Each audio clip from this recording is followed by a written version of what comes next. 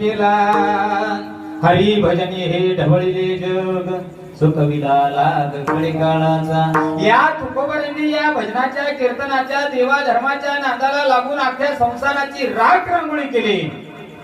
आणि माझा नवरा त्यांच्या कीर्तनाला जातो. यांच्या कीर्तनाचा परिणाम जर माझ्या नवऱ्यावर झाला आणि माझ्याही सुरळीत चाललेल्या संसाराचं जर वाटोळ झालं तर अवघड होईल. पण स्वतःच्या नवऱ्याला कीर्तनाला जाऊ नका हे म्हणू शकत नव्हती. झोपाल्या काय स्वतःच्या नवऱ्याला कीर्तनाला जाऊ नका हे म्हणू शकत नव्हती. कारण त्या पूर्वीच्या मावल्या होत्या. पूर्वीच्या मावल्या स्वतःच्या नवऱ्याला घाबरायच्या.